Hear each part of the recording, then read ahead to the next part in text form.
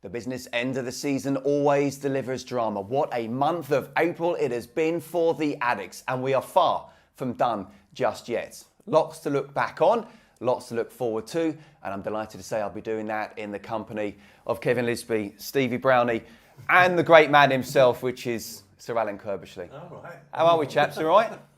Yeah, can't be far off, Curbs. It'd be Sir Llewellyn Curbishley. would you demand that? Would you? Change it to Alan, I think. Look, how are we? I've got to say, it was a great golf day, the CACT golf day last week, wasn't it? How did you get on? I had to slip off, unfortunately, after the playing of the golf. But how was it for you? Yeah, it was good. I was a plus 11, so not bad. I haven't cracked that course yet. It keeps beating me up, so does it? Plus 11's all right. Yeah. Good company, though, as always. Yeah, absolutely. Curbs, you couldn't make it, could you? Nah. Other engagement. Graham Roberts' golf day, I know. Okay, he got in there first. Yeah. But we all support each other, obviously. And he had his golf day long in the diary before Jason started phoning around. So I couldn't get out of it because they come and support my day. So. Yeah. How did you play? All right, yeah, I've done all right. Not plus 11, but I've done all right. Eh? We did win the week before, though, didn't we? Down at Burnham and Barrow. Yeah, that was a good trip. That was good. Yeah, we played a nice. I drove there, drove back. Did you? You drove Brownie? Brownie just sat. Honestly, what's going on? You got this the wrong way round. Didn't even have to do any direction because of the sat nav. He just sat there. He bought your coffee though, didn't he, or something? You must have, didn't May have. Did you? I think I did at the services, but I had massages and heat and all sorts, Kev. It was unbelievable. Who did you have in the car?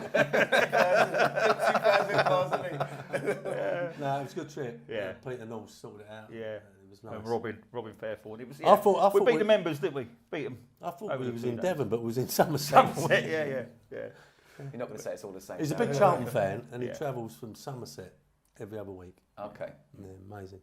Okay. Liz, why weren't you there at the golf day? Wasn't invited. Is that Wasn't right? invited. I was expecting an invite from Stephen, but I didn't get one. It wasn't my golf day. Kev. Oh, was it not? Jason Morgan's. Oh, okay.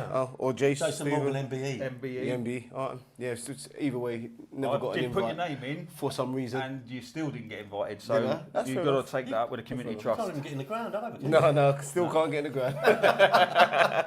Just happy to be here. You know? Do you not keep on using that little gif of you scoring that hat-trick goal that I keep on sending you? As well? But it's black and white, so no one really recognises me.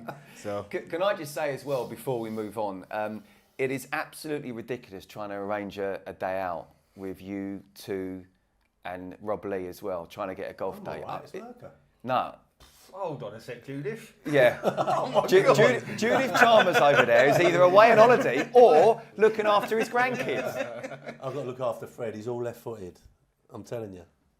So you're teaching us some skills, are you? Yeah. Is that why you're just so difficult to pin down? No, difficult to pin down, but Rob Lee, as he likes to be called, he's the most difficult one. Yeah, he is. He is, to be fair. He's either in Newcastle, Wrexham or Hollywood, isn't he? You know, he's like... chasing Blake Lively. I know he's keen well, on he that. won't catch her, will he? With that knee. You see his knee? Okay, and I've got to just mention as well, Liz, I've been noticing on your Instagram as well, you know, you've been very busy watching your boys as well. You must be a very proud father and how well they're doing. yeah, it's been a busy bank holiday. Obviously, one's at Colchester, made his home debut after years of trying to become a professional footballer. He's there now. So, and the other one's at Braintree, got 17 goals this season, player this season. So yeah, it's busy bank holiday. Now it's time to just wind down and bit of Mr. Lisbie time. Yeah, and enjoy the playoffs as well. Actually, before we move on, just before we came on air, I don't know who has commented that you look like you've lost a bit of weight. Nah. Bernie said that about himself. He said someone wants a photo every time we do this, and Memories, Bernie. then the weight sort of dig came in, and I went, actually, I'm going the other way at the moment. That's all that was said. About himself. That's all that was said. Yeah, only to defending myself. So if it's a weigh-in on a Friday, you can have both feet on the scales and not one. I walked in one day, Keith's doing the weights, and half of them got their one leg on and one leg off. That would have been one of them would have been me, I think. Brilliant. I have to say, the fact that Curb said you in those new jabs that the NHS are handing out, you're denying that, yeah? Standard stuff for me, standard stuff. You just got to take it and just smile away and move on. Because, two's coming back. Two. If you give one, two comes back, isn't it? Absolutely. The biggest one was Nelson. No, Nelson was the biggest counter jabber. Yeah. Gary Nelson, he was the biggest. Like Muhammad Ali. Anyway, should we move on? Let's talk about April's talking points, shall we? And first up, we've got to say, obviously, about the men's side finishing fourth. 46 matches, 25 wins, 10 draws, 11 losses, 85 points, and that fourth-placed finish. I mean, Curbs, what a difference a year makes. I suppose what a difference 5 months makes as well. Give us your take on the job that Nathan has done. Well, let's go back to perhaps letting Alfie May and George Dobson go. That were two big things. Two crowd favourites. I would have thought two really good lads in the dressing room and two players that really produced. But Nathan made the decision, that he wanted to turn it around and he wanted to change it and wanted to bring different players in. And let's be honest, it's worked.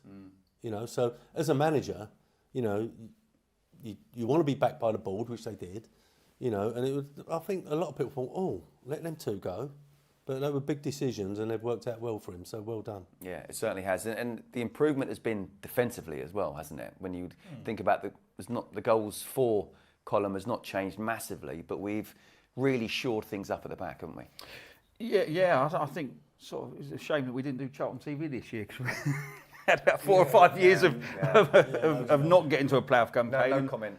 Yeah, and we would have had a very good time covering this year. But yeah, I think that was said. The point I was making there was that we did say that on Charlton TV towards the end of the previous season was that Nathan came in the February. We looked a lot more competitive defensively. He strengthened that over the summer. And although you need the right players to play for that to happen, you also need a coaching philosophy, which I think him and Curtis have made us a lot tougher to beat. There's a lot more understanding defensively out of possession of what's required of everybody. And it's led to I think it's 23. You got it down? I think it's 23 clean sheets. 23 clean sheets, yeah. Yeah, which is astonishing considering we were 5. So it's a hell of a turnaround. And I think we said in the studio that if you can get yourself to a base platform where you need 1 goal to win most games, you give yourself a chance, and that's what we've done this year. It's been a brilliant turnaround. Yeah. Unfortunately, we haven't been here game by game, Liz, but what's impressed you most about the evolution of this season? Yeah, I think the manager deserves massive credit because there's been a lot of moments, a lot of months of frustration within the crowd and also the manager and the players, and you feel it when you're at the ground. And there's been so many times when you can feel that frustration and it then transfers onto the pitch. So I think the manager's he's had the time, as Curb said, he's had the backing, he's brought the players that he's wanted, and they've produced. But a lot of the issues that we've sort of addressed that we had last year in terms of pressing and how we approach games at home, I think it's massively differently. We go after teams, we look a threat, and we also look like we're going to keep clean sheets. So it's been a massive turnover, and it's glad to just be here. And as you say, it would have been interesting to have Charlton TV and obviously speaking about these games on a regular basis rather than coming here at the end of the month. But yeah, the manager deserves a lot of credit. Yeah, I mean, for the last 3 years, pre-matches have always been fun. Yeah. It's been the post-match that has not always been fun. Yeah. But well done to Nathan and his coaches. You're right to mention Curtis and everybody involved as well. And Curbs finishing 4th means we get the advantage of playing home in the second leg. I'll be here actually commenting on the radio, so I'm really looking forward to that one. But do you see it as how much of an advantage is it playing at home in the second leg? Absolutely, it's a big advantage. I mean, we done it. We went to Ipswich, didn't we? Got a great result there, but then you still got to finish it off. But no, playing away from home in the first leg, and I've looked at the evolution of the side, and yeah, I think perhaps 6 weeks, 2 months ago, we was talking about where's the goals. We knew we could keep clean sheets, but suddenly the goals are coming as well. And it just reminds me a little bit of that side in actual fact, that if Clive nicked us something, then it was going to be difficult for the opposition to beat us. It's a bit like now, if Godden nicks something, you think that's it really, we're going to hold out or we're going to nick another one. And that's the feeling I got. And I drove in here Saturday and it's the first time, I must admit, coming into the ground, it was alive. Yeah, I got in. I'm all right. I'm all right. Yeah, I'm sure you was okay. Yeah. But it was alive. There was fans everywhere outside, and it was a bit of a real atmosphere coming in. and not been like that, and I think everyone's really up for it now. And if we can get anything out of the first game at Wickham, then this will be really rocking, I think. Yeah, and Brownie, the tickets have sold out quickly for both ties. You can see there's a real togetherness now with the club, isn't it? Something that we haven't seen for a good few years. Yeah, I would agree. There's been moments across the season, and I think I'm going to save one of the moments for later because there's a question coming up, but there's been moments across the season where you've seen team gel with supporters, the supporters get behind the team, Nathan get behind the both, and it's been fascinating at which points they've come, and they've come at important moments as well. And what I would say is, we've sat here at times over the last 4 years, and we've done a protecting job on some. We've been a bit critical other times, but this year it's been genuinely a pleasure to be able to watch the games week in, week out and see a team that's developing and getting stronger and stronger. And there's been moments across that where you can see the belief. And it's all in unison, where the crowd get behind the team then respond, the team start playing well and look just more confident, there's more belief. And then that grows, the numbers swell. And when the numbers swell, this is a pretty decent place to be. But I'm the same as you, Curbs. I come in by train every Saturday for the home games, and Platform 4 was as busy as I've ever seen it up at London Bridge. And that, it's starting to click a little bit because there's so many more people. Brown scarves. No, that was funny. I mean, they did me. No, that was Terry and Greg, and they did a good job there when I got up to my seat. That was funny. Fair play. And I stole both scarves as well, and Charles gutted because he had paid for them. Just on the ticket allocation as well, our away ticket allocation for Wickham has sold out. Tickets are on sale for our screening of the game at the Valley. £10 for adults, £5 for concessions. But we'll give you 100% confirmation on that when we know it. Home tickets have been flying, expected to sell out. It should be a great atmosphere with some fan activations planned. And look, the club are aware that some fans have been having challenges purchasing and apologise for any inconvenience. And supporters with any queries can email tickets@cafc.co.uk. So try and email in there and they will give you full confirmation on that. Okay, that's just the first of the 5 of April's talking points. We're just a little bit behind. There might be some injury time and even extra time coming up. Second up is that the women's team finish in the bronze position, and Karen Hill's side finished their season with a 2-0 win against Southampton on Sunday. It does mean that Charlton finished third behind London City Lionesses and Birmingham. The title race went right down to the wire. And Curbs, look, we've got to say, it's been another solid campaign from Karen and the team, hasn't it? Yeah, and something they can build on, I think. And, I do think it's terrific that they're playing at the Valley. The pitch can handle it. Look at the pitch out there now. It's fantastic. So, and I think it's a great experience for everybody. And it's only getting bigger. It's only going to get bigger. And I think when you look at the top league and some of the crowds that they've been attracting, if you can get up there, it's going to be all guns blazing, I think. So yeah, I'm really pleased for Karen and the fact that we are beginning to take off in the women's team. Absolutely, we're pushing, aren't we, for promotion for sure on a regular basis. And Brandon, we heard from Karen on last month's show. The women's game is growing, resources are improving, but to stay competitive and keep pushing is testament to her and her coaching team as well. We just talked about Nathan. Yeah, absolutely. And it wasn't easy because I think the Lionesses are doing something quite unique this year in terms of I'm not saying there's super funding for them, but they're the only team without a league club attached to it, and that's a different slant taken on. But they had an incredibly good finish to the season. Couldn't have done a lot more, really. There was just that one little patch of defeats that all come in a little spell. But you can't do a lot more than what the women did there at the end of the season. They haven't lost in like 10, 11 games or something, and still couldn't quite penetrate the top 2 positions. But yeah, I mean, I was live on air, listening, and the result was coming in from Birmingham. 2-0 up, the Lionesses cruising 2-2, 10 minutes of added on time, and they managed to just squeeze through. But for us, third, is a progression in terms of, I think, we find it difficult to compete at times with 1 or 2 that come down from the Women's Super League and the Lionesses this year.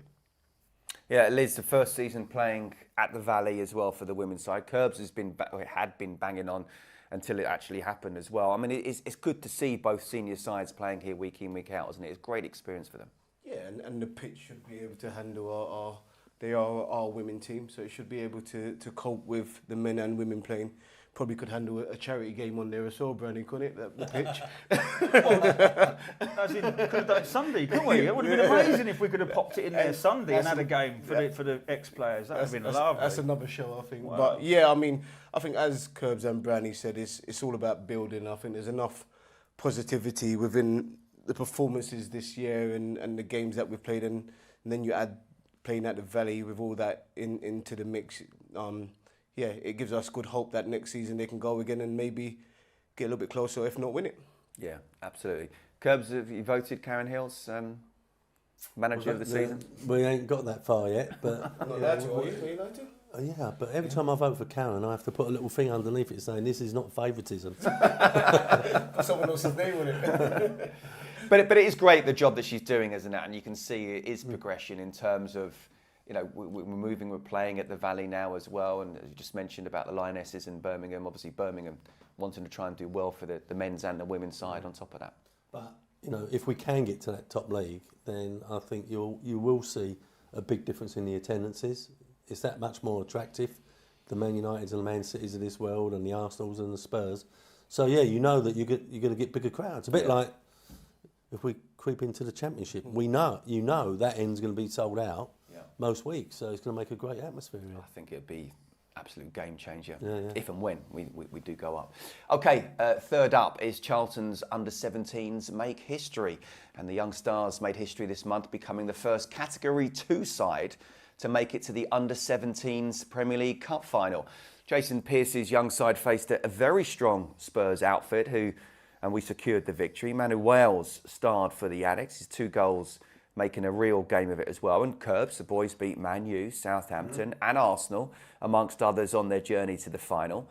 Just how good is it that Charlton Athletic's name at that level is up there with the big boys? Well, yeah, and you know, it's a situation now that obviously even Nathan being in this league, to give the youngsters a game, for them to progress. West Ham won the FA Youth Cup last year, didn't they? And not one of them has had a sniff, I don't think, because the managers Lebetecki and now Potter, they're under pressure, and it's very, very difficult to give, even in our league, to give youngsters a chance, and that's the big problem, I think. And let's hope that 1 or 2 of them get right into Nathan's face and end up getting a chance. Hopefully, some of them are keen to go out on loan and go and play some non-league football. And I think after a while you play these sort of football. I know we've often spoke about obviously the under-21s and the 18s and that, but at some point you've got to go out there. You have to go and experience real live men's football with something on it, and obviously the mentality that comes with playing real league football. Yeah, I think that's very important, but you've got to pitch your players at the right clubs, because we've loaned a couple out this year and they haven't managed to get into the sides that we've loaned them out to, which is catastrophic, really, when you look at it from an individual perspective. But, you know, you don't do that on purpose. You know, the player's got to go there and get into the team, and if you don't, you're not playing here, you're not playing at the club that you've gone to, and that can be a little bit of a setback for the individual. But yeah, I think the loan system, certainly when you're in the 21s here, as great as they do, as great as the 17s have done, it's not men's football, and I do think players need to experience men's football. It's a big jump these days. Yeah, and just explain briefly the difference between Spurs are Category 1 side, we're Category 2. Explain the difference. Well, I've got limited knowledge. I haven't worked in the academy for 10 years plus, but the biggest thing is the staffing structure. Category 1s have a huge staffing structure. They can bring in an elite, and there's more positions, far more positions in the Category 1. There's also, you can pinch players in Category 1 nationally from 14 years onwards, I think. So for example, Liverpool can pinch an Exeter player at 14 with compensation or a fee, and they offer full educational programs at Cat 1, whereas Cat 2s don't. So I think you have to bring in players from an hour at a certain age. I think it's, let's say 11 and under, it's an hour. 16 and under, it's an hour and a half. Whereas Liverpool can go anywhere in the country, Man United go anywhere in the country. If they find a player, compensatory fee, bang, and your education's at that club. So there are some massive things. It was all geared towards the bigger clubs in the country and getting kids into those bigger clubs quicker and earlier so they can develop what they consider better academies. But our academy punches well above its weight year in, year out. So there are fundamental differences, but you think about we can only have players from within an hour and a half of where we are, and look what we still do. So it's a credit to everybody in our academy. I thought I put it on you there that you didn't quite know, but you gave a good Yeah, you answer. came back, Yeah, well done. You did really well. Don't know if it's all true. Well, we'll find out. Well, yeah, it might not be. It might not If be. someone knows, please send us a message. Is that an hour and a half as a crow flies?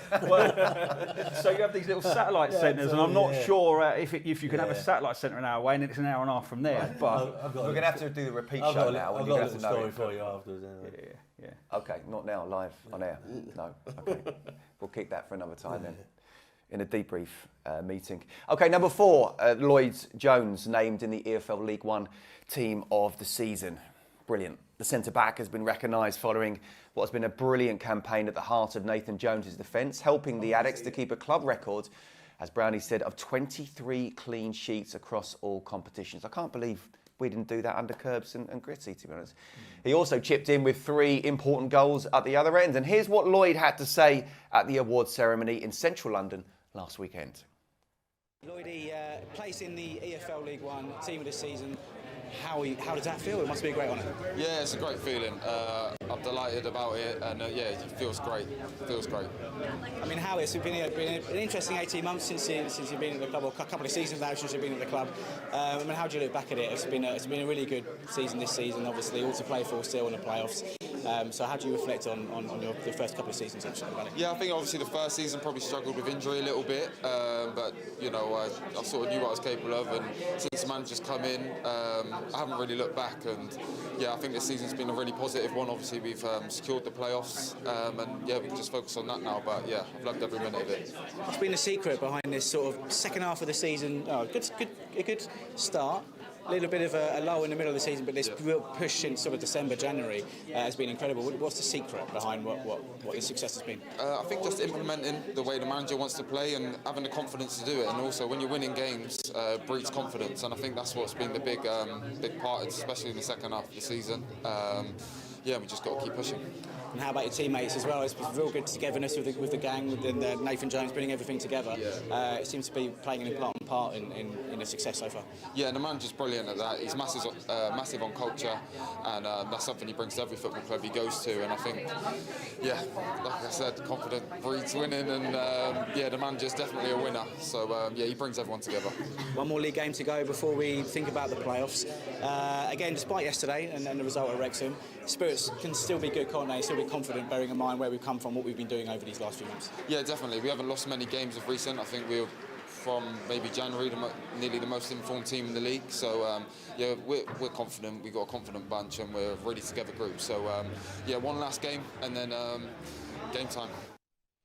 Indeed. And Brownie, from one centre-back, well, also right-back, centre midfield, even goalkeeper as well, to another. Left-back. Left-back? Yeah, You played left back as well, yeah. He didn't care where he put me. He just stuck me out there. As long as you got the appearance, buddy. I'll go anywhere. Where left-back? Yeah, front. go on in. Up Go on in, front. why not? Up front. Why not? No, I never got up front. That was the only You wouldn't position want you to didn't see play. that. Yeah. You wouldn't want Or to see maybe that. left wing. Anyway, about Lloyd, just tell us about his season. Yeah, I think it's a shame, he's had the injuries he's had, because I think when he's one player of the year here, and he's done it off of 30-odd games, 32 games, and I think realistically he has been our best performer, but I would still question mark, fans vote a certain way. We'll come on to that. Oh, okay, we'll leave that then. But from his own personal perspective, when he's been asked to do a job, he's done a very, very good job this year. And I will say it's one of the best centre-half performances I've seen in terms of a centre-half nullifying a centre-forward that I've seen in a very long time at Wickham away. He absolutely destroyed Kone from we'll minute come on 1 to to that minute as well. 90. Yeah, he was terrific. He's just killing the show, isn't he? He's just, we might as well go home now. If only Tom would send the scripts to all of us, eh? Crikey. Then we might have a clue, mightn't we? And a sandwich and a cup of And a coffee. sandwich and a cup of coffee, Curbs. If you got here early enough, you'd be in rehearsals, wouldn't you? You know what's going True. on. But Yeah, anyway, and look, I just got to mention as well, Nathan was shortlisted for Manager of the Year. That went to Birmingham's Chris Davis. I think I could make an argument for Nathan getting it with the money that Birmingham spent, Wrexham as well. Pardon? And Wrexham. The money. Yeah, exactly. Wrexham as well. Maybe Dave Chandler could say something in there, but just a brilliant job. Okay, final one, because we are well over. We're well over. You can feel it. The fifth FA Cup winners return to the Valley. And this week marked 20 years since Charlton Athletic won the Women's FA Cup. The anniversary celebrates one of the biggest successes in the women's game for the Addicks. We were thrilled to welcome our former players, including current manager Karen Hills, to take part in a lap of honour ahead of kick-off against Burton on Saturday. And Brownie, look, given all the work that you've been doing with the ex-players, I would throw it to Liz, but apparently it's all you. Said Brownie. Yeah, no, I didn't actually. I don't know where that's come from. Liz, that's where it's come from, mate, honestly. But no, on a serious note, it's great to see them all back, isn't it? Absolutely. Yeah, and it's an area that we've got to grow in, for sure. You know, I will say this, and Kev can agree or disagree, but we're very much in the infancy, myself and Kev. So there's lots to learn, lots to do, lots to understand. And it's coming from all angles. Even the semi-final next week, just trying to arrange for ex-players to come back, where to put them, tickets, etc., bringing their kids. It's never ending. But in terms of us expanding, the women's team certainly, you know, we've got to get in line with and do more for. And that's part of the plan as we progress forward. But we need educating ourselves in terms of sometimes inclusivity is for everybody.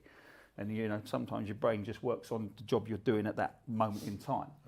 So living and learning every day, trying to expand and get better. Plus, if you're carrying Liz all the time, then that's I'll tell you what. Stuff as well, mate. Liz, go on, give a little comeback. No.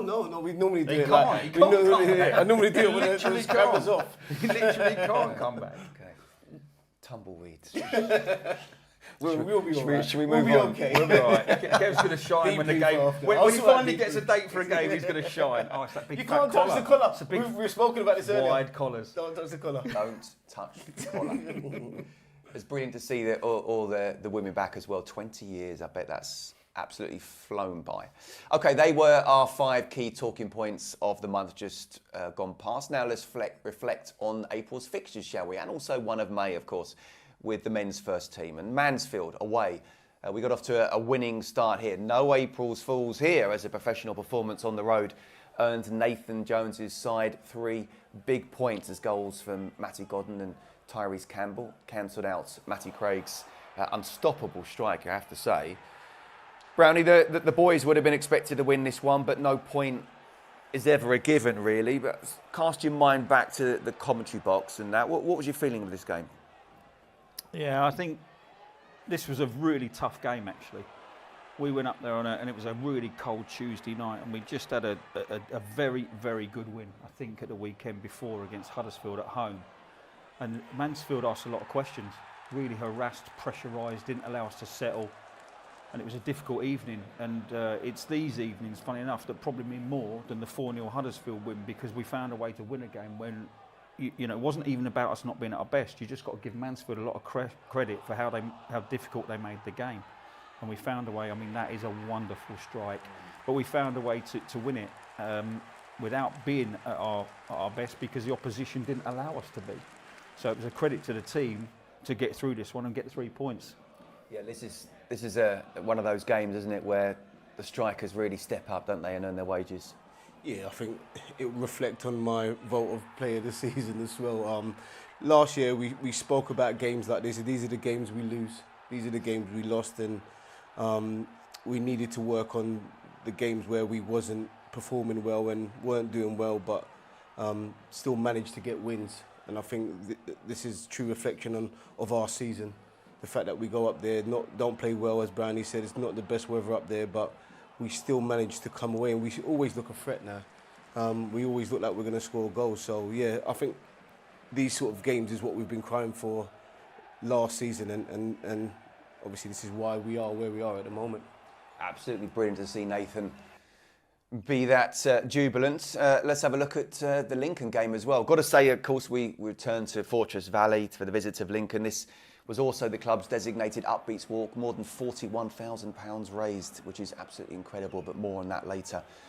Curbs, no Tyrese Campbell or Lloyd Jones for this one, and it was a poor first half, wasn't it?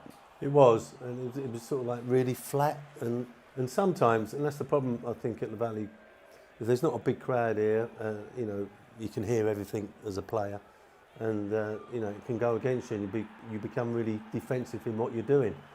But we've come back so many times. I mean, just this weekend, you go one down and then we come back, and it's as if that spurs us on a little bit that we've gone behind. But we've had a little bit of help as well in terms of some of the defending of the opposition. But we can't take it away. The results have been fantastic, and as I said, I think what has happened with the great run that we've had is there's a belief in the stadium, and I really felt that on Saturday. Coming in, I think there wasn't a party atmosphere, but there was a real belief that we're going somewhere. Nathan said after this game, he was very honest, wasn't he, that he sort of made changes that didn't work. Do you remember any? Yeah. Well, oh, sorry. Go on. Sorry, I Either. I was just going to ask you again, Curbs. Do you remember any games where you sort of made some changes, or Maybe when I bought Brownie on. You brought me on at Port Vale, Scotty 2-0 down, and I scored within a minute, and we won 3-2. I don't know why that one sticks in the memory. I've got no idea why that sticks in the memory. You don't like to talk about it. Me and Salako come on in the 46th minute. Yeah. Well, you made decisions, but you think, I shouldn't have done that. Yeah, you do it. Of course you do. I've done it. I think I've done it in the playoff when we got beat by Palace at Palace. Everyone forgets that we was in the playoffs that year, and I made a couple of mistakes there, but Was you playing, Brownie? That could be me again. Yeah. No, it wasn't. Actually, it was Nels. Was it? Okay. Yeah, he certainly wasn't happy there, Nathan, was he? Next up, it was Cambridge United away from home. And Tyrese Campbell scoring the Addicks' first attack of the game, and that was enough to take 3 points back to South East London. And Liz, I mean, if you look at the way he plays in this particular movement as well, I mean, it oozes a young player bringing with confidence, doesn't it?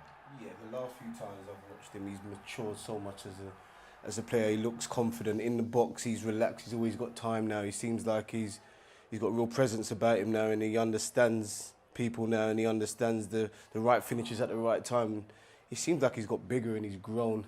He seems a lot more confident now. And this is a difficult game because I think Cambridge were on a little run before we got there, so it weren't going to be an easy game. But if you've got him in form, as we have done this season, you always got a chance of winning games. Yeah, it's a modern football, isn't it? Playing on the wrong side.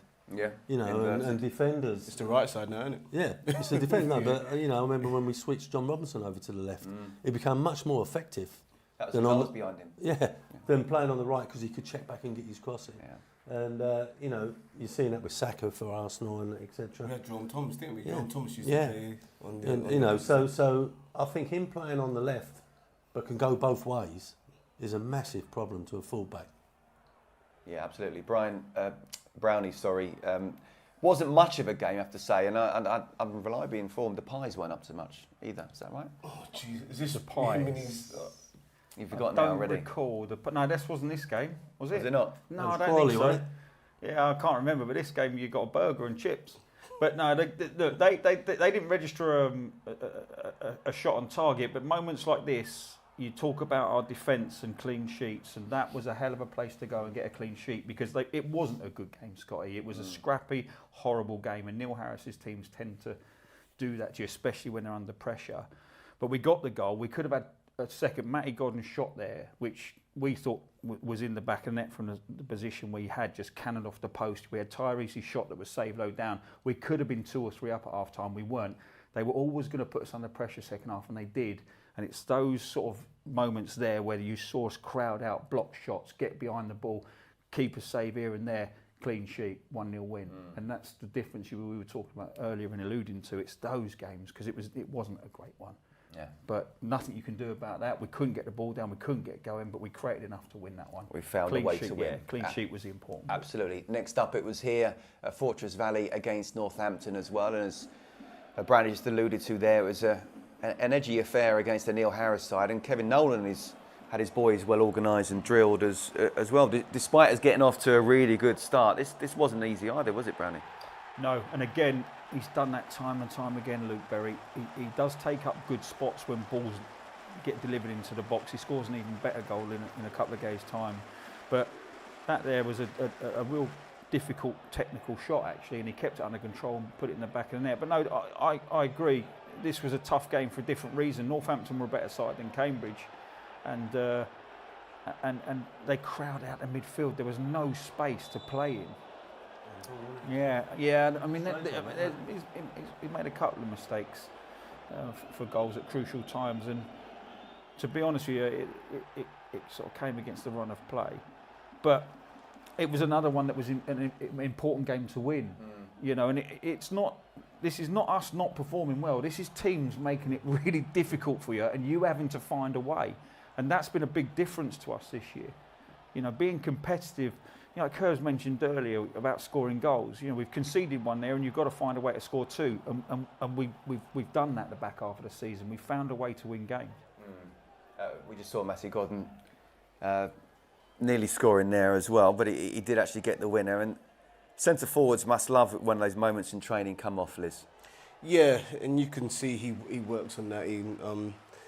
A lot of people would say it's coincidence and it's luck, but you just got a smell of it, and you know where the ball's going to land, and you can read people's body positions and where, if defenders are watching you, if they're not watching you. So he's excellent, and when he gets into that box, he's so clinical with what he does, and he's been a real presence. And yeah, we were sort of wondering where we was going to get our goals from when we lost our top goal scorer, but I mean, he's turned up, and he's turned up to every game that he's played in.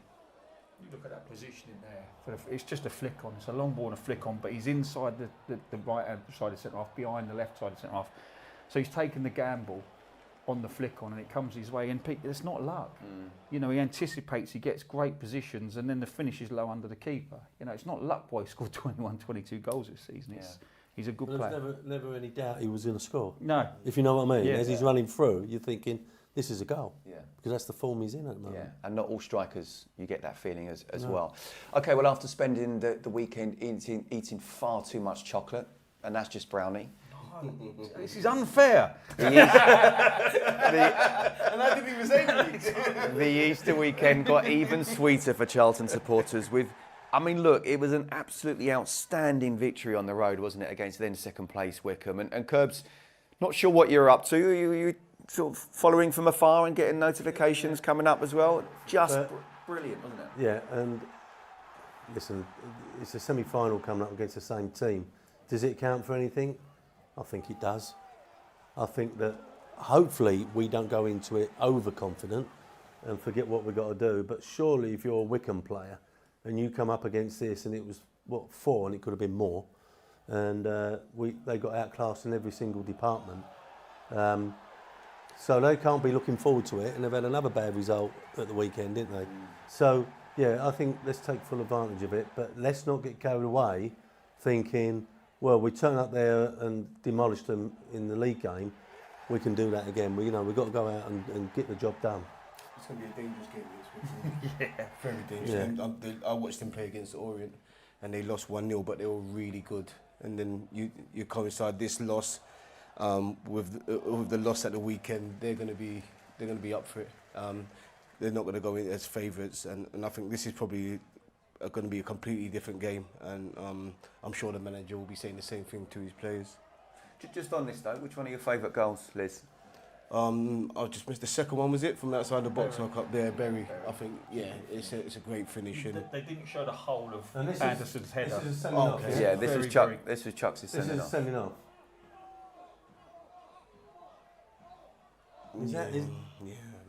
When I first saw that, I'm thinking, is that sending off? Yeah, I said on the day in comms that it's not really an elbow in the face or anything, which is what they were claiming.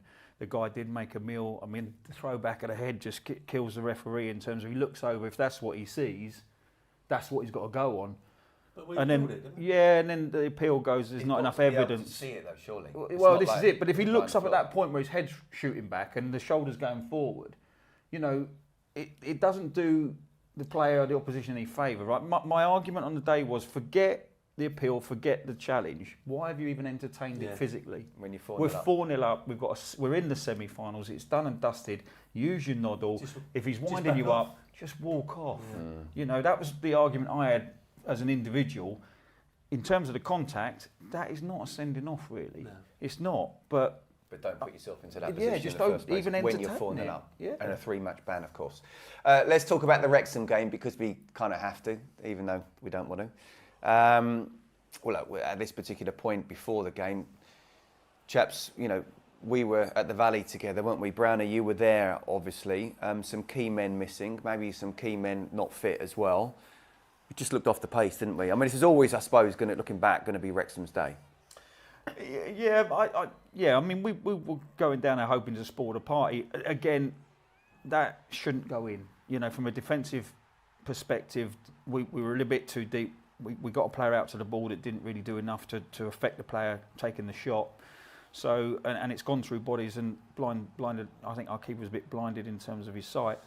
But once the important bit was this bit, you go 1-0 down, that's fine, right? But we lost our way and we were scrambled a little bit, chasing, not getting close, and then you switch off, your centre halves don't protect the space in behind, and that came 3 minutes later. And I remember saying on comms, look, it's important you don't go 2-0 down, because at 2-0 down, that is kind of effectively, you know, you're done and dusted. They've got a brilliant home record, 68% win ratio before this game. And they're tough to break down. They don't often concede 3 goals on too many occasions. But that was the moment it was the only real flicker of hope if that had found the back of the net. But they were good on the day. You have to give them credit. They were under a lot of pressure. They were under a lot of pressure from the outside world. Everybody's looking in on them. Their owners are in town. And they've dished up 2 very good performances. One away at Blackpool and this one to get themselves over the line. Liz, as I say, we did the fan zone. Great fun. Really enjoyed it. But we were both talking as we were watching it. It almost looked as if we were a bit like rabbit in the headlights. Which actually, the positive side of it is we should be used to it now with that sort of spotlight going into the playoffs. But we were well off it, weren't we? Yeah, I think looking back at it, I mean, you were sitting there and we was talking about it as the game. We looked overwhelmed. We looked like the occasion got to us, and as Brownie said, the whole world is watching. And but unfortunately, that's where we're going to be now for the next 2 games with this sort of pressure on us. And I just felt like I think League One and playoffs is about problem solving, and I think we found it difficult to sort out the problems they were giving us. Even with the second goal, he made that run just before, I think it was 5 minutes earlier. So you think, as a centre back, you're thinking to yourself, all right, he's quite clever with his runs. Let's step off and give him. Let's make sure we can see his runs and stay close to him. And he does it again and he scores. So yeah, we just looked overwhelmed and we didn't look like we were problem solving enough. But as me and you both spoke about, this could be a good time to have that game coming onto the playoffs. So hopefully we learn from our mistakes. Yeah. So then, how important was it, Curbs, coming into the last game of the season against Burton, that, you know, after what happened against Wrexham and this being the last game before the playoffs, that we won and we won well? Yeah, we did win well, and you know, going 1 down again. But just going back to the Wrexham game, it looked as if the Wrexham game was 1 game too many for us. I thought we looked tired on the day. You know, they looked a lot sharper and quicker and whatever. And I think Nathan can use that going into this playoff, because it is going to be nervy. It is going to be a big occasion.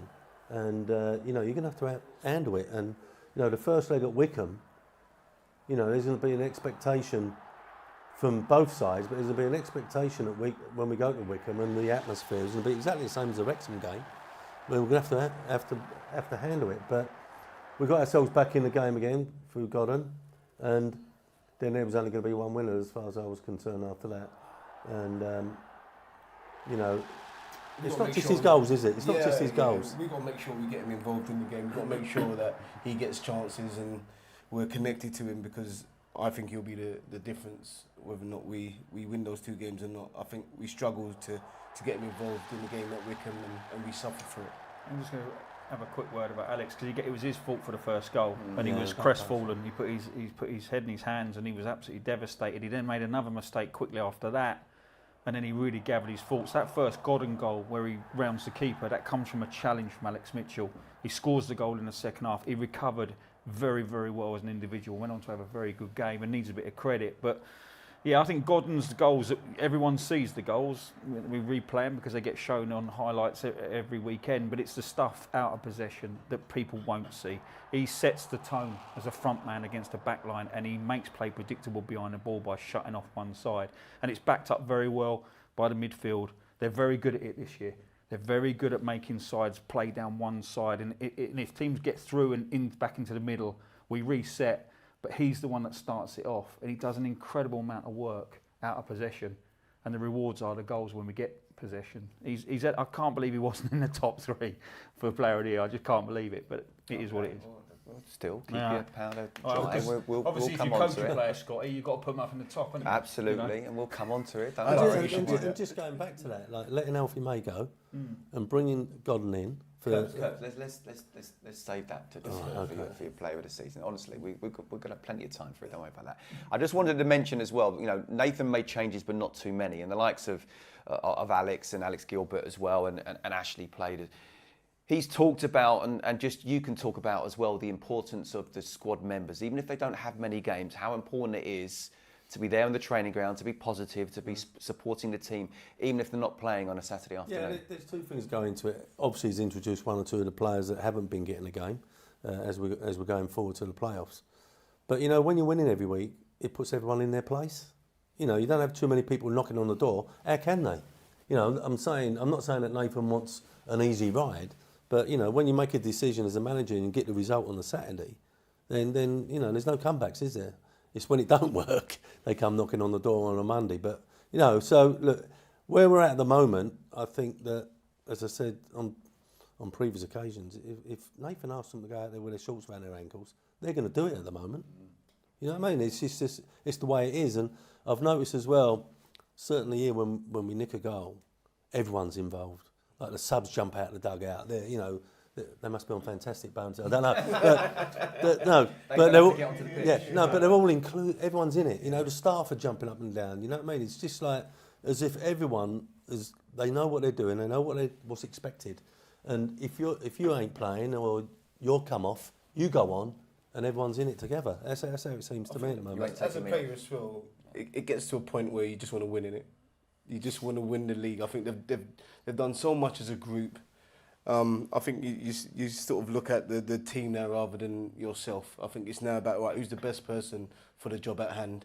And as a player, if you have to sit back and you have to come on and contribute any way necessary, I think we're at that point now where in training they won't care who's playing. They just want to get over the line and have that day where they all get to celebrate. Not everyone can come off the bench and score a hat-trick against Liverpool. No, or start. Or start. But it's a simple thing. I think you know, not knowing the makeup of Wickham, but if Nathan pulled one of the players in that played at the weekend and going, look, Wickham's strength is this, and I need to make a change. You know, I'm sorry, but I've got to make a change. I think everyone will accept it. They'll be gutted and whatever. But if that's the way that we're going to get promoted, I think everyone's in it, you know. And it should be like that if you're in the playoffs. That's not an easy thing to do for a manager, I would imagine, as well. But it does feel when you know you've been there in terms of promotion, both through playoffs and automatic promotion. As you say, the winning games, one, you don't get the knock on the doors, but two, there is that kind of team spirit, without a doubt, that is part of the squad, not just the team. Okay, let's move on now, shall we, and talk about our goal of the month, because we've got our Chicken George goal of the month competition. April is the month where the goals matter most. Let's press play for a short list of 6.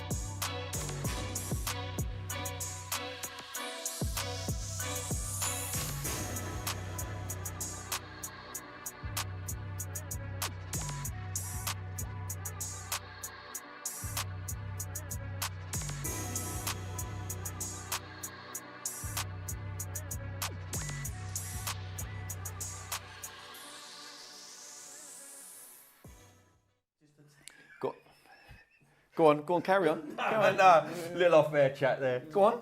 I Bring it don't on get no. Well, He's moaning about Curbs moaning really about like the defending. finish. I said, all right, fine. I've never seen a defender show inside in the Yeah, middle but of then the it was 80-yard just box. the way he just lifted it over him. I thought it was a really good finish.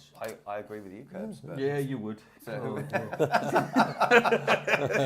if you'd have been in rehearsal, you'd know that all the production staff know. Although I know who they're going for as well, but they don't get the vote. Sorry, chaps. Who are we going for? Luke Berry.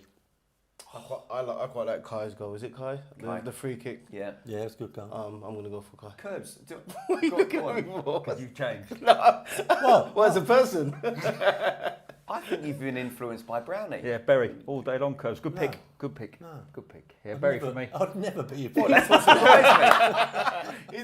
Not even on fashion, Curbs. That's absolutely We stunned have a single on Brownie, not even on fashion. That's just Not stunned even me, on a that bit of is. fashion. Well, you've been saying about how Ruben Reid's goal was really good and that, and suddenly he's having a pop at the defending, and you know which goal he's going to go for No, because I he just said the it. finish. I didn't like the defending because he went past 3 defenders who showed him inside. Okay. But the actual finish, Crikey. but Berry's sounded like him, well, yeah. yeah.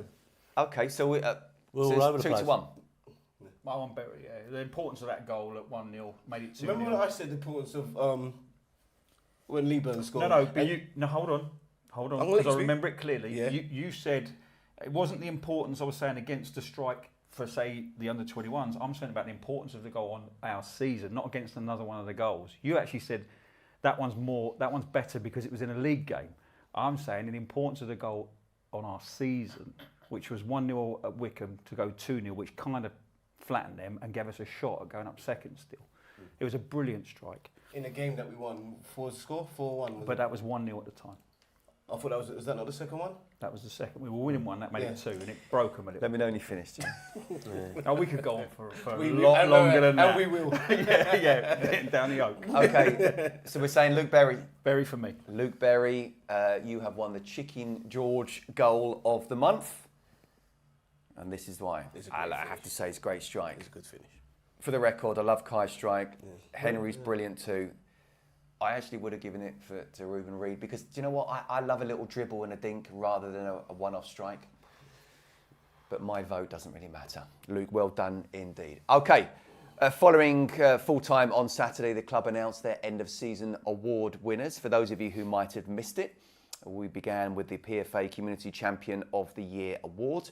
Jason Morgan, MBE, helping do the honours as Thierry Small was acknowledged to do his outstanding work. Well done, Thierry. He's on tiptoe there. He's definitely on tiptoe because Thierry's quite a tall lad. Like that photo we had in the golf, and he was on his Yeah. tiptoes as well.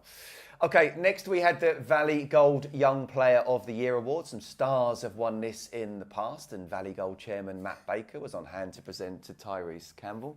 Because you've won it, yeah. Well, they're Charlotte's words, not mine, but you know, if that's what she thinks, then I'll take that twice. Don't want to talk about it. The Players Player of the Year awards was midfielder Connor Coventry. That's always a nice one to win, of course, when your teammates are voting. And then it was time to announce the Player of the Year voted by the supporters. The votes counted up, and the top 3 were presented to the Valley crowd. So, in third place, Connor Coventry picked up another piece of silverware to recognise his consistent performances in the middle of the park. Second place, young Tyrese Campbell. Well done, TC. Great season for you so far. Not finished yet, by the way. And winning player of the year for the 24-25 season, centre-back Lloyd Jones. And whilst you've had your say, I'm keen to get the thoughts of the trio alongside me. A Charlton TV awards segment, if you wish, right now. Gents, I think it's telling of the season we've had. Very deserving trio, but we could have given other combinations and that, couldn't we? So, I mean, who wants to go first? We'll do player of the season. That's a joke, by the way. No. It's a joke. I say what? Not what. If you was playing with him, Who is your player of the year? Godden. Mate, Gordon. that's scary, that. It's unbelievable. That's scary. No. Let's not take nothing away from No, the defensive work that has been done. No, we're not talking about the But the hardest number thing, one. the hardest thing in the game is to score goals. It's nice to stop a right winger. That's what it is. Is it? Well, especially if he can check back and cross it. No, but I just think that Matty has given us the confidence that if he gets an opportunity, he's going to take it. And, you know, as players, and you've got someone like that in your side, you know if we could just fashion one chance, and then we'd defend for our lives. We know that we've got something to cling on to. I just think that, you know, he's come in, and as I said earlier about the Dobbo and the Matty, Andy May, Alfie May, and you know, George Dobson going as well, who've done great. Don't get me wrong, but they were big decisions, and I think he's come in, and it's not just his goals either. The way he brings people into, I know he does remind me of Clive a lot, where he brings other people into the game, but you think, oh, if he gets one chance, he's going to finish it. High praise indeed, and you like him as a character as well, don't you? Yeah, I mean, you have to factor in, and I don't know Alfie, right? But I'm gonna bet a pound that Matty brings a different vibe into the dressing room in terms of how he approaches training, how he looks after himself with food and drink, how he goes around talking to other players. I would imagine that tops what Alfie brings to a dressing room, but I'm saying that without any true knowledge. It's an assumption I'm making, right? And having worked with him for a small period of time, I know how he is as a human being, and he's a top lad. And they're the ones you want. You need them in dressing rooms. You do need the other side as well. You need a bit of arrogance in there. You need people to believe we're the best team and that you're the best individual. But you also need ones that, you know, rub off on other people in terms of their ability. They're getting at 9:30, 9:15. They're working when you turn up. They're still working afterwards with a bag of balls, getting their penalties done and stuff like that. I just get the feeling he's one of those players. But I want to give a little mention to Gillespie as well, who I knew wasn't going to feature in the fans' player of the year and probably not the players' player. But statistically, he's played more minutes than anybody else. He's been in a back three that's kept 23 clean sheets. He's scored something like 5 or 6 goals, 4 assists, something like that, in big goals as well. And yet, we gave him a little bit of stick earlier on in the season. And I think it's testimony to him that he's turned the season round and had the season that he's had. And just wanted to give him a mention because, you know, he doesn't feature in that. He does a lot of his stuff under the radar. It's, you know, but I think he's had a terrific season in terms of when you look at all the minutes, the statistics, he's had a great year. I know you'd only put £1 on. I can't put any more than that, Scotty. Yeah, I know you very well from our youth team days, let alone first team. Liz, anything you want to say just on Player of the Year before we move on to young player? Yeah, just quickly, if you was to ask any team, if you could take 3 players out of you would play against Charlton team, you take 3 players out of the team, who would they take? I think every club would take Matty out. They wouldn't want him in the Charlton squad against them. I think he would probably be one of the 2. I think if you was to name 2 players, you're looking at the centre back and you're looking at Matty, and you take those 2 out and you say you can put anyone else in to replace them. We don't want them in too. And I think the spine of the team. Yeah, 100%. Spine, right down the middle. Yeah, it's been excellent. Yeah, apart from the others as well. Don't get me wrong, but the keeper. Yeah, I don't. The keeper. It's the important. Jones. Yeah. Coventry. Yeah, I think you're not going to take anything away from the 3 that have got it because they've all been unbelievable and they're a massive contribution to what we've done. But for me, Matty is probably been a standout player for me. A resounding vote for Matty then. What about young player? Who wants to go there? I think the right person got that. Yeah, I think the right person. Yeah. He's so unpredictable. That's what I like about him is that when he receives the ball, he can go down the line on his left foot. He can cut inside and score with his right foot. Brownie would hate to play against him, wouldn't you? What would you just kick him? You would just kick him. You would get tight, Kev, is what I prefer. I'd get tight, make him play back towards his own goal is what I prefer to say at that point. Or I'd get Noots back on his toes. Sean, you're not going to be attacking today, Sean. Just come and sit. But I saw him come into the side, and I saw a very raw kid who had a lot of talent, and he sort of burst on, then struggled. And, you know, I think he had a few injuries in that. But I always thought, you know what, there's a player there. And this season is the one for him. I'm thinking, actually, do you know what? Hopefully he's get the confidence he can crack on. You know, pace, strength, and he's honest. He gets back and helps out. But because he can go both ways, that's a real problem for defence. I think a couple of things on Tyrese. They found a position for him, which is down to Nathan, because they were popping him wing back, right side of midfield, etc., and they popped him in this left spot. Doesn't have to track back as much, but as long as he's producing going forward. The thing I think that's changed this season is he's got more selfish. When he cuts in now, he'd pass it sideways, he'd go outside and deliver. Now he's cutting inside, we're seeing more shots on goal, we're seeing more assists, and he has to get that into his game if he's going to be that player. So I think he's developed very, very well over the last 12 months. Has Thierry Small come close at all or not? He's only 20. He's close, definitely close. I think he's had a good season as well, but as Brownie just alluded to, like, he's matured so much when he gets in those areas now. He always seems to find the right finish, whether or not he scores or not. He seems to make right decisions there, and more than likely the right decision for someone like him when he gets in the box is to shoot first. And then obviously if the shot's not on, then you sort of look to pass it to someone. But he seems to be making the right decision now, which is quite mature for a young boy. And Zach Mitchell, of course, went out to St Johnstone on loan, didn't he? Made an impression there, committed his futures to the club. I think he's one to watch out for again. But this is what this club's all about, isn't it? The academy, or certainly bringing through players, youngsters. 5 players finished the game. It was academy day, I think, against Burton, and we had 5 finish, or maybe 6, I think, because I missed out Maynard Brewer. But we had, we finished the game with so many academy players on the pitch. It was good to see. Yeah. Okay, goal of the season. Have you had a think about that at all? Or? I've had a little think. And go on. Yeah, I can't see past Miles's goal. What's the SP on Miles? Injured. Yeah, I know that. I'm not sure. I don't know. Right. I honestly don't know. No. You But must I know thought that was something. a No. Well, no, what I'm saying about what a way to go. No Chucks, no Miles. You know, I thought definitely he would have rested Godden on Saturday, but perhaps Godden didn't want to, or wants to still play. But if he got injured, then let's free a big centre forwards out. So big decision. Who did you go for? I'd have gone for Miles's chip, just because I just thought, as he burst through, the keeper came, and it was only one thing he could do, and he did it superbly well technically in terms of picking his spot, lifting it over the keeper. It's a difficult skill. But you are talking to a guy that can't remember last week, so unless you run up 10 best goals, I'm just going to do it. Yeah, we might well do that if we have another show between now and the playoff final. Yeah, I'm going to go Miles as well, to be fair. I was thinking about the other one where he jinked through and Brownie didn't like that one. I was thinking of that one as well. Yeah. But yeah, I always see you guys always see. This is what, unfortunately, living up here is not nice. Is that you lot all just look at the finish? Well, the first thing I do is go, well, he could have done better defensively. So it takes 10%, 20% away from the goal, and I shouldn't do that. Yeah, I think with finishes, you sort of you're moving defenders around as well as a striker in it. So I think you get credit for that. And I know what you're saying in terms of defenders defending a little bit better, but I always look at it from the striker's point of view, and did he make the space for himself by doing a bit of skill and something like that. So yeah, I like Miles's goals, because also you got to look at the size that he is, and I'm sure it's a lot more difficult for him than it is a shorter player to move the way he does inside the box in tight areas, and still manages to get really good finishes off. Just got to keep him fit. Yeah. What about moment of the season? Yeah, I've got a distinct one.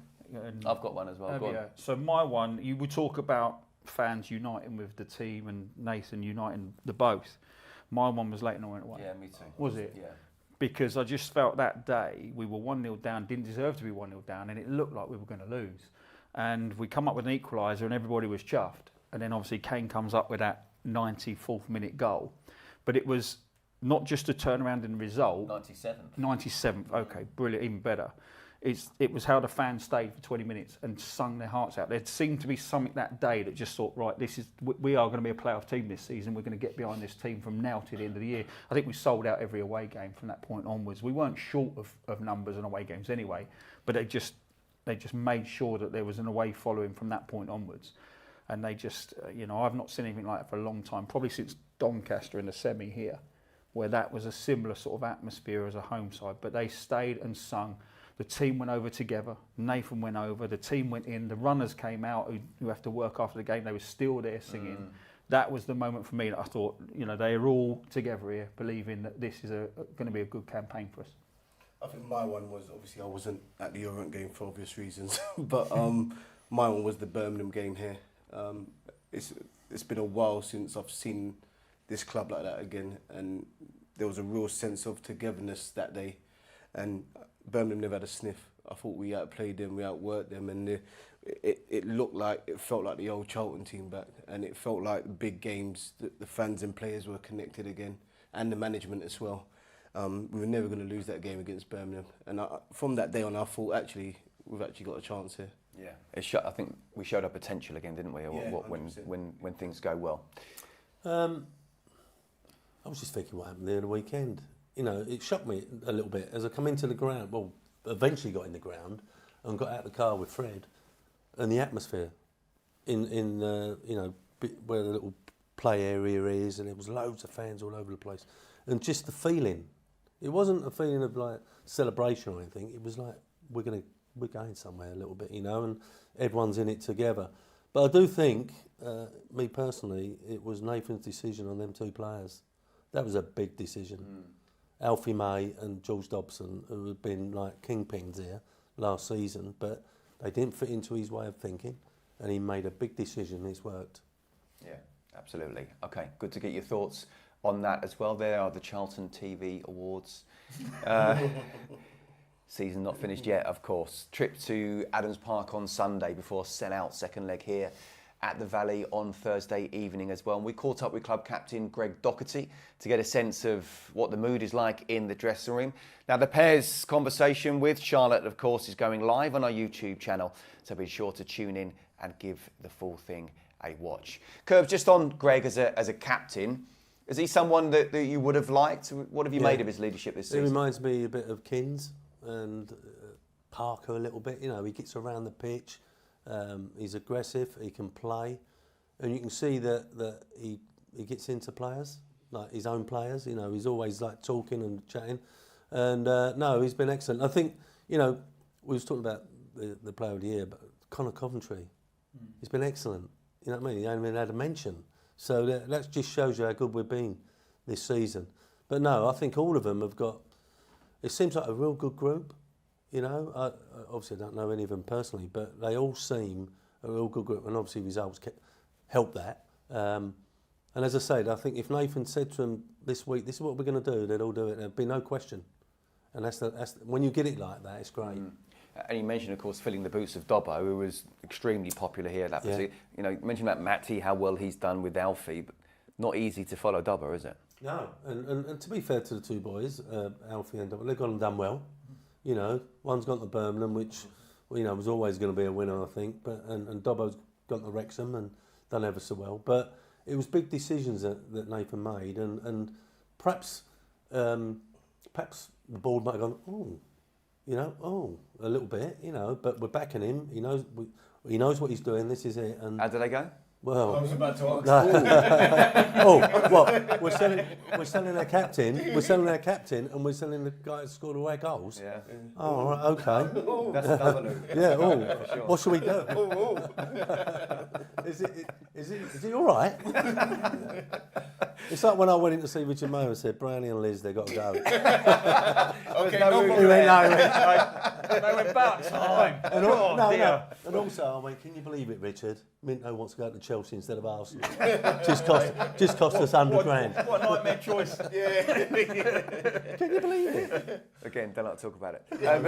But Greg helped Hull, you know, win this division as well. So Brownie, how crucial is it that you've got someone who has been there, seen it, done it in the dressing room when, I mean, this is pressure like no other time.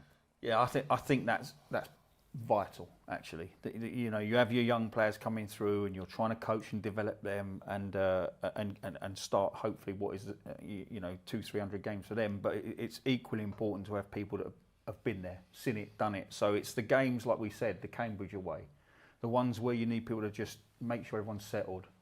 We went 1-0 down a game the other week, and we were really calm, stayed really calm, fought our way back into it, and 1-2-1. I think it was Northampton, can't remember. But we did go behind, and it's the Luke Berry's, funny enough, and the Dochertys, and the more senior heads that just have played the game well this year in terms of the long game. They didn't panic in that first sort of 3 months of the season when it was a little bit up and downy. And what I like about Docherty, I've seen, I'm probably not going to like this, Nathan, but I've seen him come on and absolutely tear Docherty to pieces, like rip him to pieces, and he just knows how to deal with that. And some people don't. Some people react. And he allows Nathan to come on and tell him in whatever way he feels necessary that it's not good enough or whatever. It's not normally a pat on the back. You feel like a kindred spirit with what you had to put up with the Curbs. I had some hard days, don't get me wrong. But the modern day player, to be fair, doesn't take that very well. Right, or generally. Yeah, but he does. I've seen him walk off and just listen, and his expression doesn't change. And whether that's just he's a good captain and he knows that the time isn't right to do it in front of everybody, the time might be a knock on the door the next day. I've watched him deal with that, and I think there's a value to that because there's no reaction, and so that filters through. That's your captain. That filters through. That people go, look, just let Nathan be Nathan. Let Nathan deal with any scenario how he wants to do it, because I think behind closed doors you've got a guy that will absolutely bat for you in your manager, and he has to get things off his chest. I think, having watched him over the last 18 months, he has to get them off his chest. And it doesn't matter where it is. If he's in front of 15,000 or whatever, he has to do it there and then. And Docherty deals with that very, very well. So there's a bit more to him than just... And he has picked up, by the way. You know, he like most of the team, the first 3 months were very much up and down, but he has been stable and very, very solid from sort of Christmas onwards. Yeah, well done, Greg. Very good first season. Again, still not finished as yet. Charlotte said she really enjoyed the chat as well, though she keeps on having to pay for the coffees. She keeps on moaning about it all the time, honestly. Charlotte's only... No, actually, no, they should pay. Okay, before we turn to our full attention to Wickham, I just quickly wanted to mention how delighted I was to join the many, many addicts, as well as ex-players as well, to take part in the annual Upbeats sponsored walk. Let's take a look back at what was a very special event. Well, we've always been a community club. We've always done amazing initiatives, and the Charlton Upbeats is a huge part of that. So when you look at days like today, the reason it's so special is you've got a group of Charlton fans who may not know each other coming to an event where they may not know many people, don't know the Upbeats, don't know the staff that run it, but will walk and raise money because they see how amazing this event is. And not just this event, but what the Upbeats do throughout the year is amazing and a rewarding thing to watch. One of the highlights of the Charlton calendar is seeing the Charlton Upbeats at half-time going through the presentation run around the pitch. It's an amazing feeling watching that and giving back a little bit to people who aren't able to maybe do the things that we can do on a daily basis, but have the same sort of joy and the same sort of emotion. Football's all about emotion. This, as I say, it's my first time doing this. I've read about it and spoken to Bob on numerous occasions about it, and I just thought, you know, last week when I saw that it was advertised, I thought, you know what, come along and see what it's all about. Yeah, it's brilliant. As you say, I came down last week, and the atmosphere around about here was fantastic, and the football that we're playing was very good as well. But as John said, it's our first time, so hopefully we can get the whole 9 miles in without him trying to get to the pub. It's been brilliant. I mean, I literally have been right at the back, speaking to the boys and having a bit of a laugh, and I mean, what a day for it as well. I mean, it's not a cloud in the sky. So at this moment in time, the legs are holding out. Got a bit of a cold at the moment. I know Mortz has as well. He used to play in front of me, and he's been about half a mile in front of me today. But no, it's been really good fun. They're always smiling, which I think is a really good thing. And, you know, one of those smiles I'll be thinking about in an hour's time when my legs are going. It's those smiles that will keep me going. It's just a good cause. Everyone at Charlton, it's a family club. Get the Upbeats playing football and weekends away, and yeah, it's just a fun day and raise them enough money as we can. Yeah, it's our third year doing it now. We've been supporting them for ages, and it'd be quite nice for them just to have the football what they want, like me. What's the best thing about being a Charlton Upbeat? To be a Charlton Upbeat, that does make me very, very happy to play for Charlton.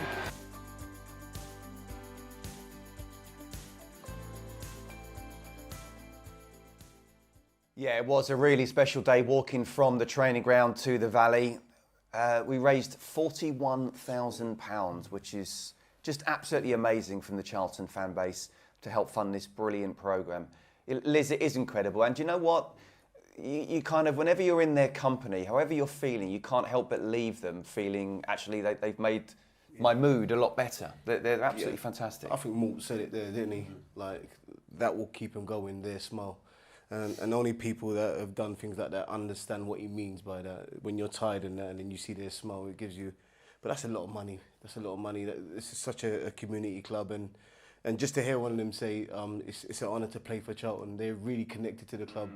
And they feel a part of the club, and I think that's important as well. And yeah, it's important that you see so many ex-players down there. Couldn't be there myself because of my dodgy knees, but it's so good. We're only walking.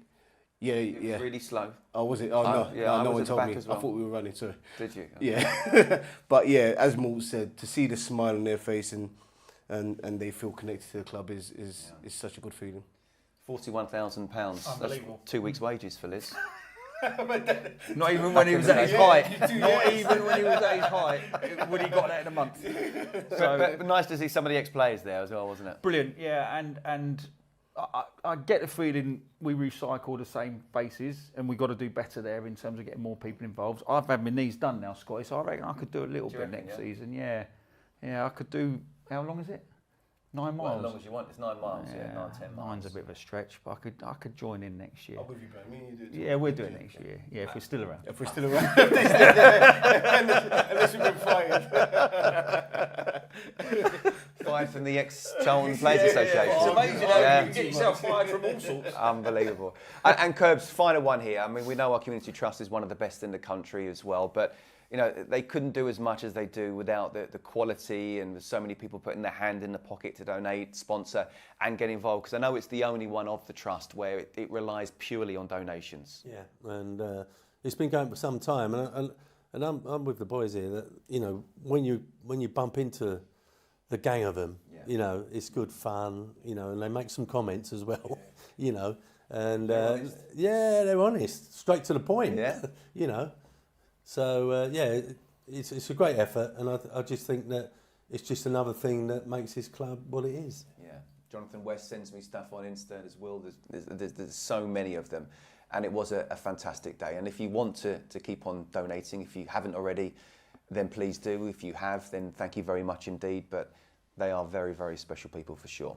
Okay, right, without further ado, should we preview the playoffs, or have we done that already now? I mean, you know, honestly, Brownie, you've mentioned it already. But look, I will come to you. We'll show the goals because we did a double over them, but this was certainly a long time ago anyway. But in terms of the teams in the mix, how happy do you think Nathan would be that we're facing Wickham? Yeah, I just heard some mutterings about Stockport, that, you know, their ground is intimidating, they're a big side, and etc. I look at the teams that come late, and I'm looking at Orient thinking, you know, they did give us a bit of a game at their ground, and they've had a great run recently, and same as ours, to be fair. But no, I'm happy as can be, I suppose, with Wickham. But let's get through that first, and I don't care who's in the final. Yeah, worry about the final when we get there. Liz, you know, as I say, we did the double. What kind of a test do you think that they will pose? Yeah, I think it's going to be a difficult one, because I actually watched this game as well, and I felt we were good in this game as well. I felt we defended really well, and we deserved the win. And obviously beating them at their place, I just feel they're going to be up for it, and I think it's going to be a really difficult, tricky game. Sorry, I turned away there for 2 seconds and missed it. But yeah, I think it'll be a tricky game. All 4 teams in the playoff, it's about who handles the pressure better, and hopefully it's us. Yeah, look, we haven't lost to anybody, I don't think, in the playoff places. We did a double over Wickham, double over Leyton Orient, and drew twice with Stockport. I think there comes a point when you look at our record and you just go, look, whatever it is, we approach it in a manner that we've approached most sides in the back half of this season, because we have been outstanding. If you remove Birmingham's results, we are the next best team in terms of points. If you look at the other teams, they don't want us.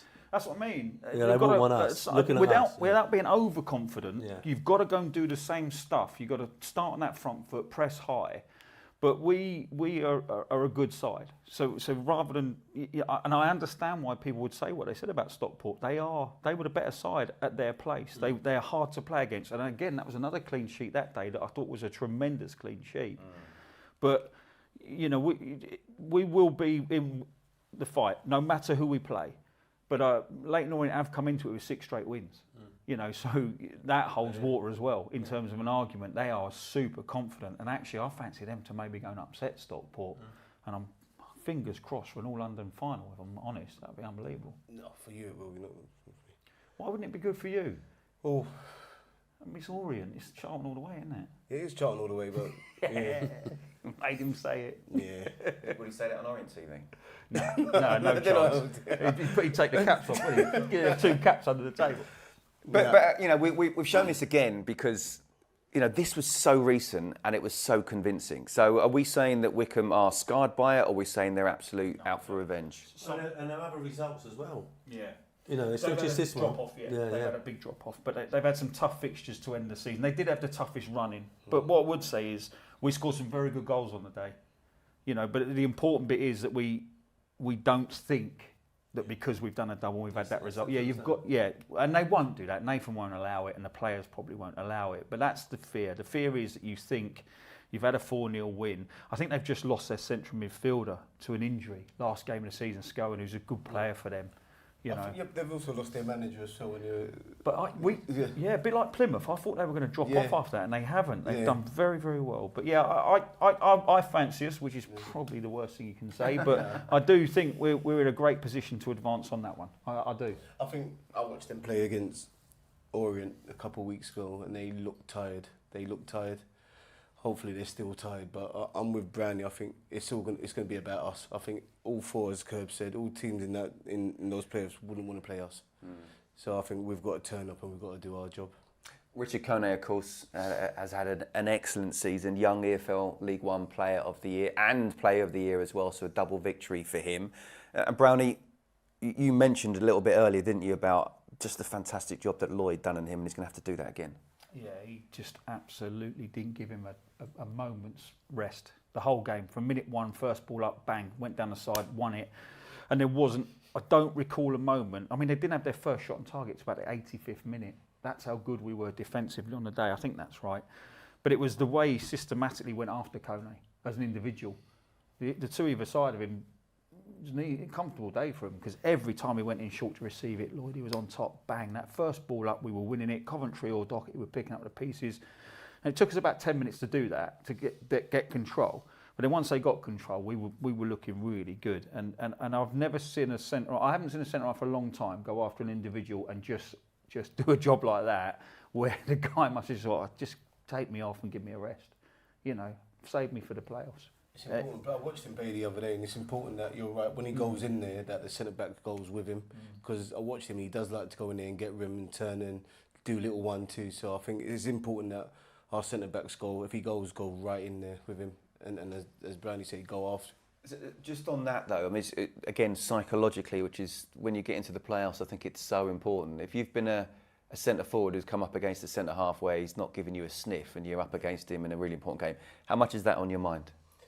Yeah, I don't like it, to be honest with you. And as Brownie said, I didn't see the game, but if there's a centre-back that's always on me and aggressive... Can you remember one that you came up against back in the day? the Invincibles, Rio, Vidic. I remember Vidic more than anyone else. I remember playing him at Old Trafford, and he would win the ball, he would tackle you, win the ball, and make sure you get a little bit of view as well, and it's each and every time. And it got to a point where I was actually like... get me off. I think Curbs actually did take me off, but it does stick in your, and it's not too far away. So I'm sure he'll be thinking, all right, and I want to prove to him, but there'll be a little bit of fair in there as well.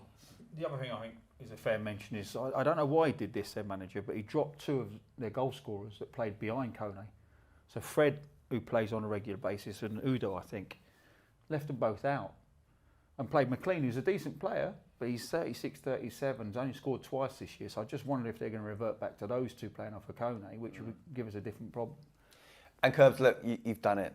You've got through the playoffs as well as the final, but in terms of just the semi-finals, how do you prepare mentally and tactically ahead of...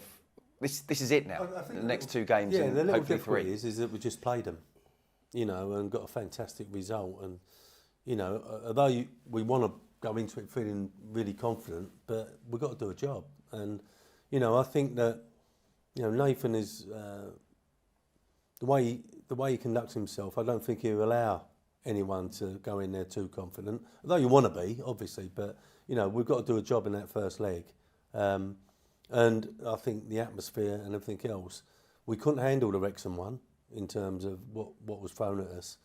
But I think this is a little bit different. I think we've got the edge mentally on the opposition, but it is over two legs, and you know, when we went to Ipswich in our one, it was always going to be a tight game. Ipswich was a good side; it was always going to be a tight one, and we nicked a goal, which gave us that real big lift for the second leg.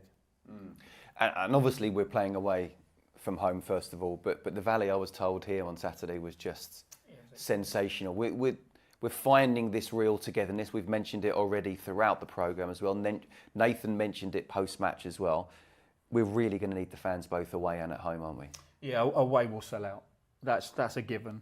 It's whether we can creep this up to 25, 26, 27,000 for the home leg. The last one we had here, Doncaster, we went up there and got a good result. They actually beat us here. We went for on penalties. And that was probably the last outrageous night I've had here. It was brilliant. And we turned up in numbers. I can't remember the crowd, but it was up there. And we need something similar. We need 24, 25, 26,000 here, if not a sellout, because it's going to be a cracking night. I hope we got our noses in front, or it's a draw. We bring them back here, and we get that under the lights feeling, which is always special here. I think you get them under the lights with something on it, and it'll be a very good atmosphere. Absolutely. One thing for sure, it will be a very exciting week coming up. Thank you all for your support. We can feel it, the manager can feel it, the players can certainly feel it as well. And from our experience playing for this football club as well, I promise you, it really does make a difference. Okay then, I'm going to ask you then, prediction. For the semi-final, just the semi-finals, we will go through, I fancy us. I'm not going to say results either leg, but we will go through over the two legs. Yeah, I'm going to go for, I don't want to say a comfortable, I think even if we lose there, I think we bring them back here. I can't remember the last big game we've lost there. So I think as long as we're in contact with them, I think we'll win it. The same, I think that even if we don't get the best result at Wickham, I think if we can bring them back here and there's something on it, and if our nose is in front, then I think it's always going to be us. Yeah, I agree. I hate to say it, because they were the team that I kind of wanted. We've got them now. You've said it. But I've said it now. But I feel as confident as I can be that we'll get through over two legs. Final thing I just wanted to say before we go is it was a certain Keith Peacock's 80th birthday last week. So we just want to say, Keith, legend. Hope you had a good one. We'll hope to see you soon. I know Gav, Tony Cascarino and I try and meet up, and you come along as well for breakfast, but I'll see you soon. I mean, Curbs, what do you want to say about Sir Keith Peacock? He's another knighthood, isn't he? Yeah. Well, every time I think of Keith, calm, because I had Merv who wasn't. so I'd come down at half time at the end of the game and go to both of them, have I seen this right? Bang, bang, bang, bang. And Merv go, yeah. And Keith go, calm down, it ain't that bad, you know what I mean? So I needed someone like that, and Merv needed someone like that, and, you know, because you do need someone just to give you a little bit of advice every now and then and point you in the right direction, because you haven't seen it all. And so he was my calming influence, Keith. He looked like an inverted winger then back in the day, didn't he? Well, yeah. Cutting in with his right foot. Absolutely, yeah, genius, because they've only been invented in the last couple of years. That's it. So I don't know how he did it. Football was invented in 1992. Miles ahead of his time. But yeah, no, I mean, he was my reserve team manager in the early stage of my career. And without his guidance and advice, and at times kick up the backsides, you probably don't go on to have the career that I went on to have. So you don't realise it at the time, how lucky you are to have somebody that's going to take the time out and sort of cajole you into the professional that you need to be to have a career. So I'll forever be grateful for that period. And then it obviously transpired that he became first team coach as well. So I always felt like I had a little arm around the shoulder when I got the punch in the face from above. Yeah. I did like it when Keith would come to me and go, he's all right. Take a couple of days off. Leave us here. Yeah. Take a couple of days off. You've done your bit. You need a break, and things like that. Yeah. Was always like that.